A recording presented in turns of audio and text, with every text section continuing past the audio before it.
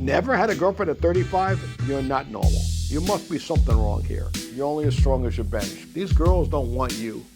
They want producers, investment bankers, billionaires who own companies, Rolls Royces, Ferraris.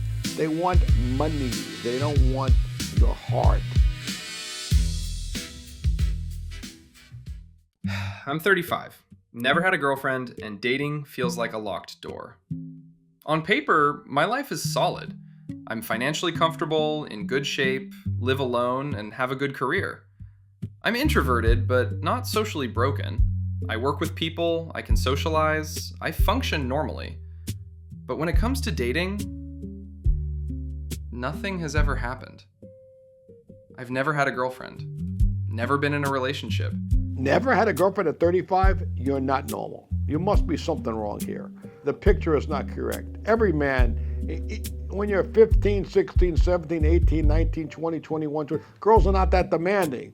As soon as they get to be in their mid-20s, when they think they're looking for a husband, they're looking actually for an ATM machine. Part ATM machine, part mule to do all the work, and a person to take abuse. So that's what they're looking for in Los Angeles. Plus, you have to have an income of at least $1 million a year, and you must never ask them to sign a prenuptial agreement because they have a lot. They're offering a lot. What are they offering anyway? No girl is worth millions. Now, I understand if you're rich and you want to marry a woman, you're risking it all because the incentive to marry you for money is much greater than the incentive of them marrying you for love. Never been in a relationship. No real dating experience at all. When I'm attracted to someone, something in my head flips. I overthink everything. I hesitate. I assume I'm bothering them. I wait too long. And eventually, the moment passes. Almost all my close friends are married or in long-term relationships now. I'm genuinely happy for them, but it makes the contrast impossible to ignore.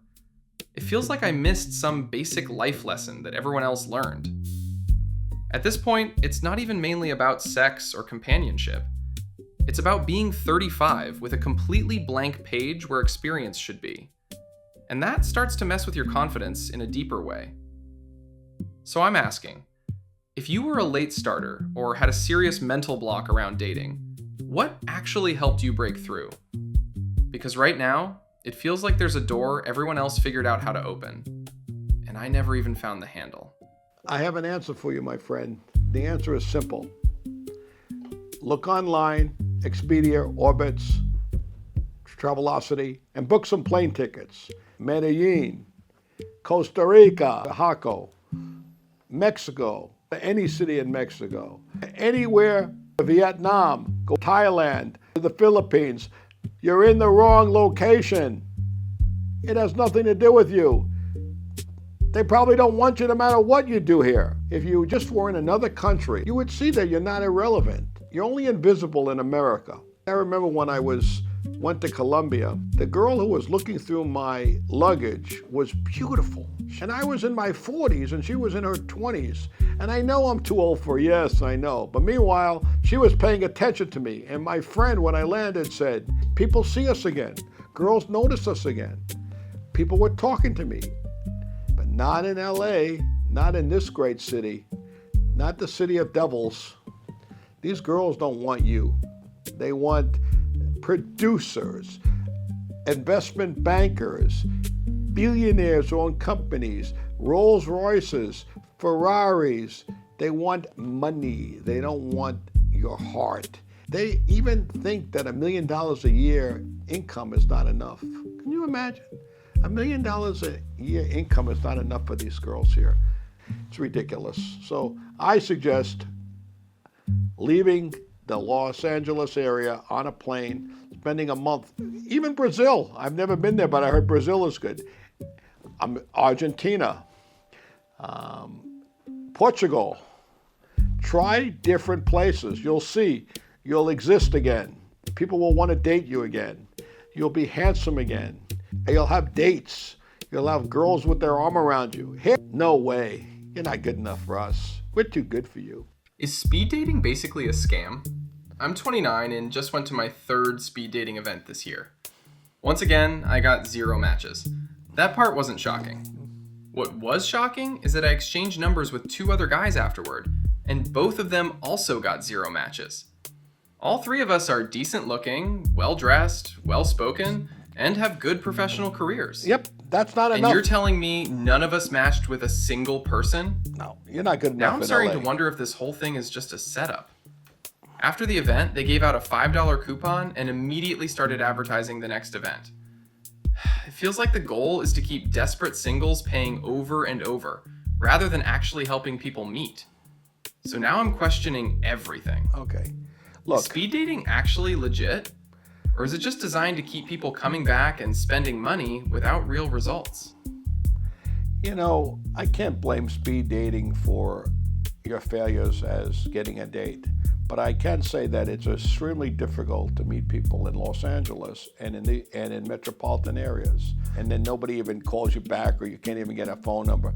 But when you're young, you still have hopes and dreams. So I don't want to dash them for you and say give up when you're in your 20s. Just eventually, when you keep trying and failing, and you try and fail and try and fail and try and fail, maybe you'll figure it out and give up and go to a foreign country. There are so many beautiful girls in these countries that will easily be with you. Please get out of this cesspool of poor choices, bad women with unrealistic goals, dreams, and financial problems that they want you to undertake.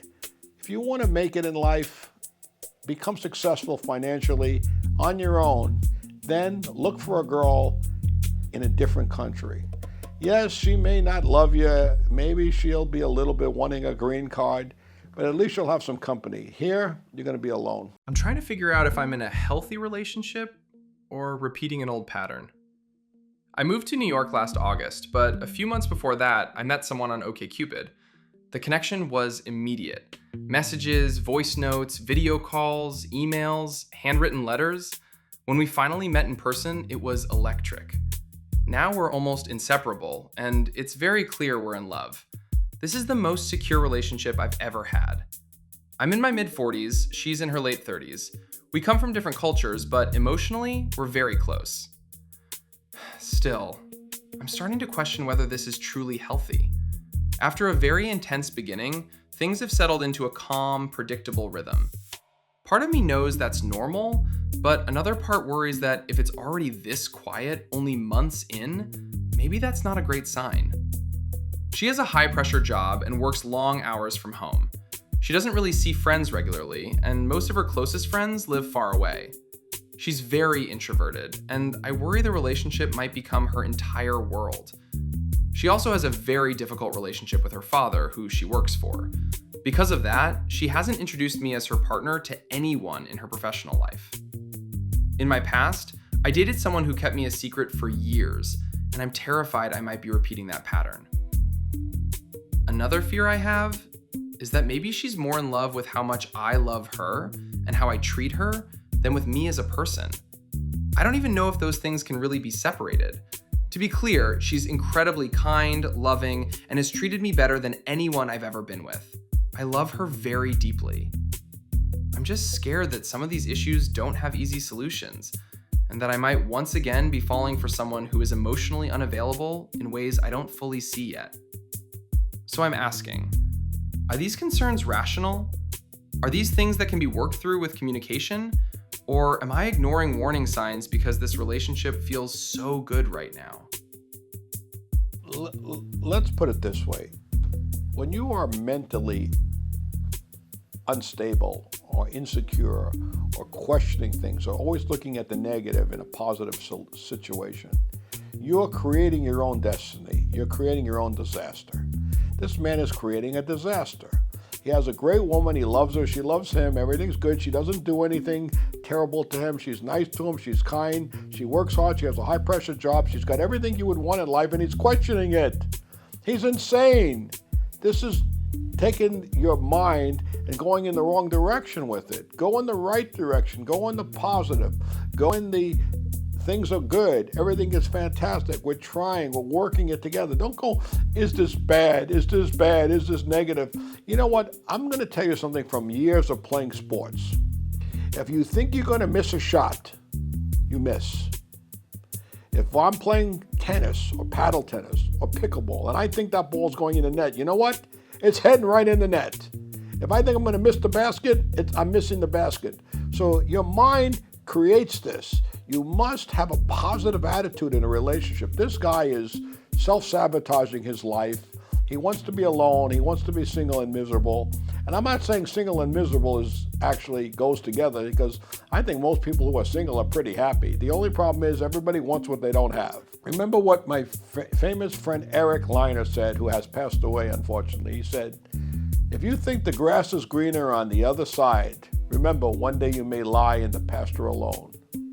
And that's a stroke of brilliance that I'm imparting on the world. It isn't greener on the other side. Everybody's looking for something better. You know what? Sometimes you just got to stand, accept, and live with what you've got, because God or whoever is in charge of the universe or spirit or Buddha, whatever you believe in, put this person in front of you, and this person is for you. If you always think you can do better, and you're not satisfied with what you have, then you're always unhappy. The most important thing in life is to be happy with what you have, not think about what you could have, what you should have, what you need to have. Possessions don't make you happy. If you have a good relationship with someone and you're really happy with them, and they are giving you love, loyalty, affection, everything you want, why do you need someone else? But some people, they're not happy. They always look, oh, this guy is better looking, this guy has more money. You know what? And if you have a woman or a man in your life who is looking for something better than you all the time, you can't win in that situation. They'll find someone, they'll leave you, and they'll come back, but they'll break your heart in the middle of this mess that they're going to create. You're only as strong as your bench, meaning these girls are going to fuck with you. So if you have others on the side that you can call, then it won't hurt. 38-year-old woman dating 29-year-old guy. Okay. Do you think this is too big of an age difference? Unfortunately, any older woman who dates a young man is looking for trouble. But eventually, when the woman becomes 50 and the man is now 41, he's still going to be able to pull 25, 26, 27, 30-year-old women. On the other hand, a 51-year-old woman, unless she's extremely wealthy, is going to have a hard time pulling another young guy. So eventually it's going to turn into a disaster for her. They're going to look for these young girls and have sex with them. So the whole premise of this older woman, younger man, there's nothing wrong with it. But don't take it too seriously, because somebody is going to crash out and burn here. And I don't know who it is, but usually it's the older person gets crashed. Older men with young women is part of life. Men do it all the time. But if you didn't have money, if it wasn't for money, no older man would have a younger woman. They're not saying, wow, 65-year-old guy with a 30-year-old woman is going to work unless there's cash involved. She wants money, she wants security, and she's figuring that if the guy lives 10 years, he's going to leave me the rest of his estate, and I won't have to work anymore. That's basically what they're thinking, or they want money so they don't have to pay rent. But it's not necessarily purely love. I mean, we all want to believe it. We like to mentally masturbate ourselves and think that these young girls really love us. Oh my God, she loves me. She's into me. And you know what? It's not true. But we want to believe it. Let's fuck with my mind. Look how she sent me a bunch of heart emojis. She really cares about me, even though there's a 30-year difference. Maybe we should just think about it as like, what's the chance of me winning the California lottery?